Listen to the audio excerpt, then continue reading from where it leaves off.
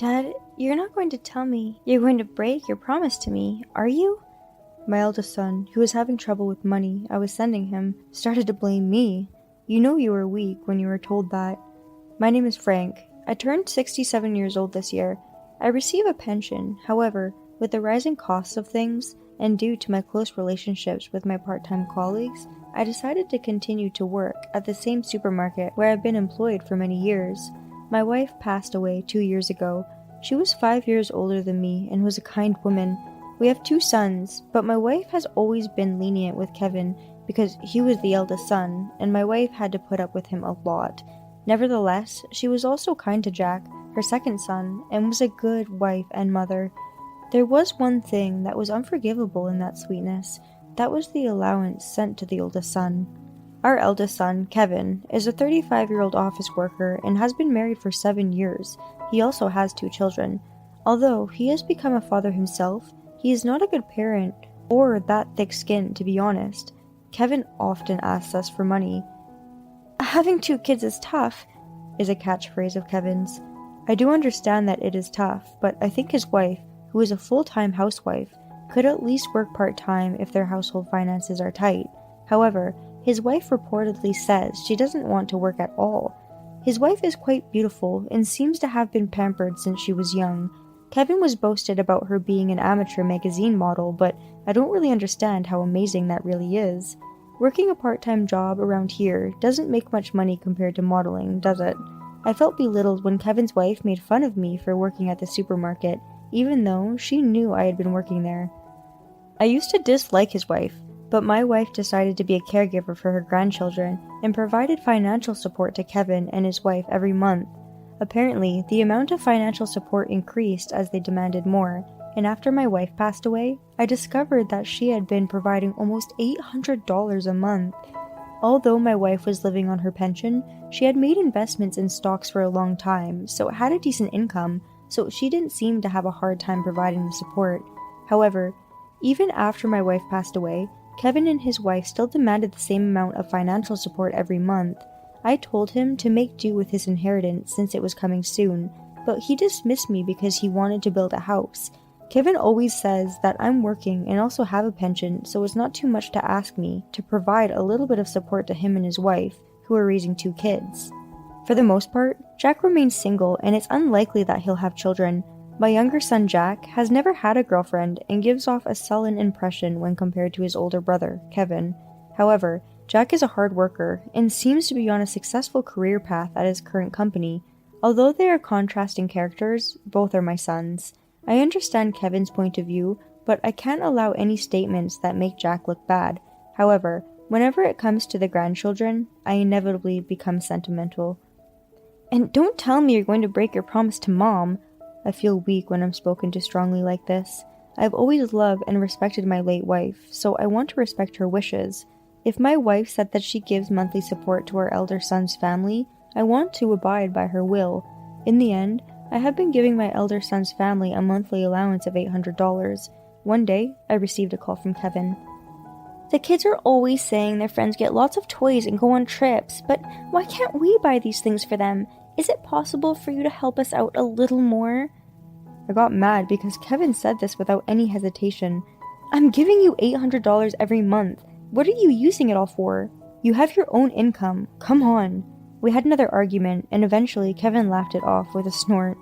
"It's only $800 a month. I don't need such a small amount of money."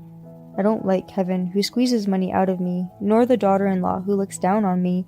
Why do I have to be spoken to like that? Kevin probably thinks that if he speaks with confidence, I'll listen to him again, but I won't let them do what they want anymore, so I firmly said, "Stop." As I said that, I could clearly hear a voice saying, "Yes," from the other side of the phone. "We won't help you. You're on your own." After I said that, I hung up the phone. The phone rang for a while, but I became annoyed and turned off my smartphone. This can't be good for my older son and daughter-in-law, or for my grandchildren. I put my hands together in front of a picture of my late wife and reported what had happened to her. I'm sure my wife would understand my feelings. After a while, when I turned off my smartphone, I received an enormous amount of emails, all from my eldest son and my daughter-in-law. It's from my eldest son and his wife. My eldest son wrote, It was a joke. I said $800 was enough, but my wife was in trouble without the support. Are your grandchildren not adorable? That was what it said. I thought about what to do, but I replied to my eldest son that it was not a joke. I sent a message to my daughter-in-law saying if she can't find someone to take care of her children, then she should work for herself, and that whether she thought her children were cute. This weekend, my younger son Jack unexpectedly showed up at my home. He seems to have settled down at work and is able to relax a bit more. Even though they both live in the same city, Jack hasn't seen his older brother and sister-in-law in a while because he's been so busy with work and they haven't been in touch. I was about to go shopping to make Jack's favorite food when the doorbell rang. I had just stepped outside and had just opened my front door, so I was surprised to see my eldest son and my daughter-in-law standing there, saying something quite unexpected. I haven't received this month's payment, so I came to pick it up. So it's $800 for this month. You said $800 would be fine, Kevin said to me, irritated. I told you, no more support, I said without backing down. Now, the wife opened her mouth. That's a problem. We've come all this way, so please pay up quickly. She still says such incredulous things. No matter what they say, I refuse to change my mind, and then my daughter-in-law started to cry. Don't you feel sorry for the children? They're being teased by their friends because they're the only ones living in poverty.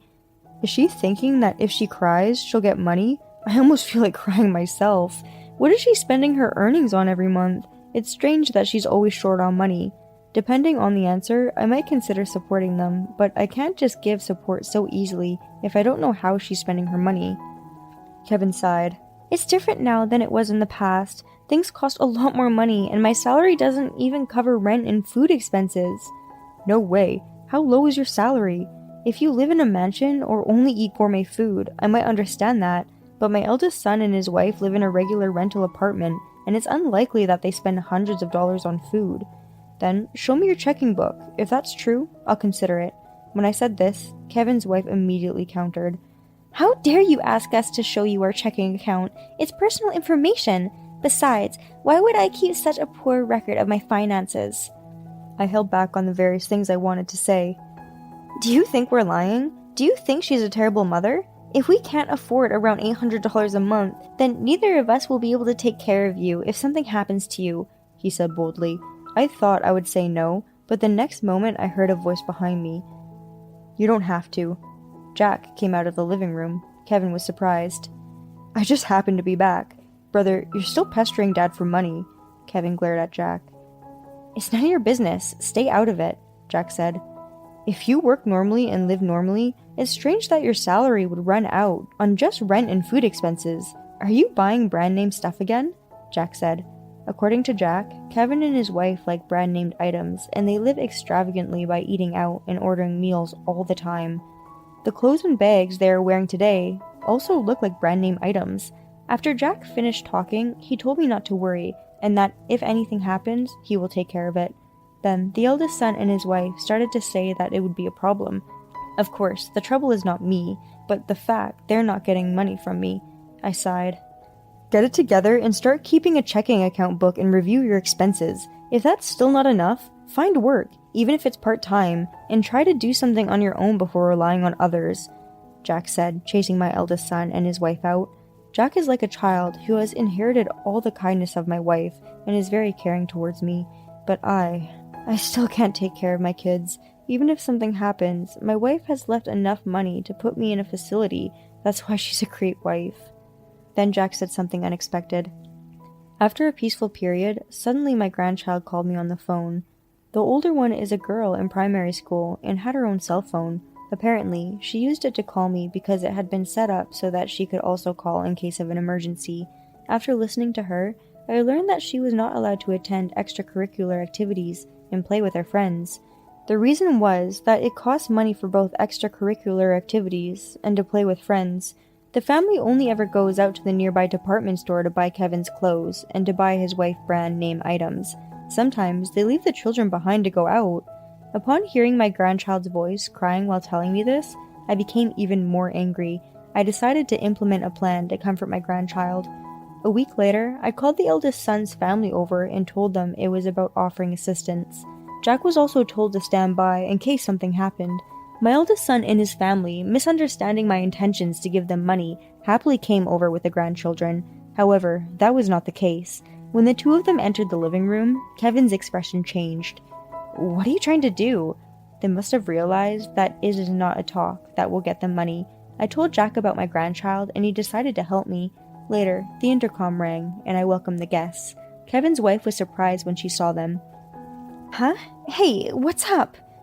My daughter-in-law's parents and her younger sister were there. I contacted them and explained everything, and they decided to come today.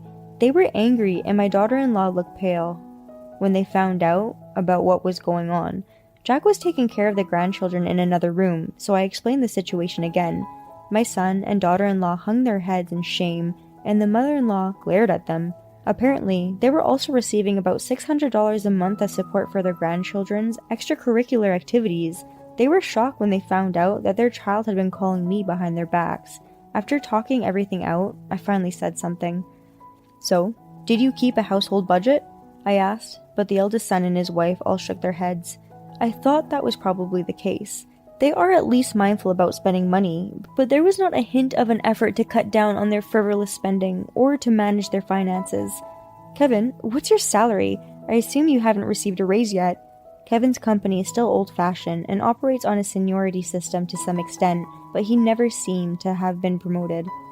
If he wasn't promoted, that means his salary never increased. I remember telling him that when he first started working, his salaries would go up significantly if he got a promotion, but judging from Kevin's somber expression, he doesn't seem to have been promoted. It's pitiful to think that he was my son. I turned to the daughter-in-law and started talking. "You don't want to find a job like mine, working part-time at the supermarket. How about a modeling job?" At this, the daughter-in-law lowered her head, and after, her sister bursted out laughing. "Did you say that you were earning money by working as a model? It was just one time that you were in a magazine, right? And even then, you were criticized for looking too cheap in a petite prix future." When I shook my head at the unfamiliar words, she told me petite prix meant cheap but cute clothes. However, even though petite prix was supposed to have value beyond its listed price, her outfit was said to look exactly like its exact price. When I told her I had heard her sister was an amateur magazine model, she laughed it off, saying it couldn't be true. Did she lie because she thought I wouldn't understand? The younger sister was flashy but beautiful, but the elder sister was raising 3 kids, so looks can be deceiving. The elder sister's face turned red and she continued to lower her head. Kevin didn't seem to know about the situation either, and was staring at his wife suspiciously. "Anyway, I and your parents will not provide any assistance from now on. But just so that your grandchildren won't suffer, you need to keep a proper budget, avoid wasting money, and look for a job. If it's not enough, open up your budget and consult with us on what's needed, and continue the extracurricular activities for the grandchildren. Understood?" Everyone nodded, shrinking, so I added, "Kevin, work hard like Jack so you can be promoted." Kevin had a tendency to look down on Jack, so I mentioned Jack on purpose, causing Kevin to look downcast. His wife was scolded by her parents, and her sister revealed the truth, causing her to shrink in embarrassment too. Think about the children before buying clothes and brand-name products at the department store, and make sure you never spread lies about them being poor or bullied in the future. When my grandson called me and told me that he wasn't bullied or told by friends that he was poor, I felt relieved. Although the grandchildren showed energetic faces, Kevin and his wife got into the car with a gloomy look and went back. After that, my eldest son and his wife moved in with his wife's parents and are now being strictly monitored. Since their in-laws lived in the same neighborhood, the grandchildren didn't have to transfer schools and were able to continue their lessons as usual. Later, with the help of my younger sister who came to assist in the move, Kevin's wife's clothes, shoes, and name brand products were sold off, and the amount made was returned to me. Of course, I knew that wasn't enough, but I thought it couldn't be helped, and the money was being gradually transferred to me every month by my daughter-in-law's father. When I heard about their move, I thought it would be a burden on my daughter-in-law's parents, but her father seemed to enjoy instructing Kevin on how to properly keep track of his finances. This was because he was an accountant. As for me, Jack built a 2-family house for us, so I moved there. When Jack came home and said he wanted to get married and live together in the 2-family house, I was surprised, but his fiancée was a hard-working and cute girl, and now I am about to have one more grandson, so I'm looking forward to it.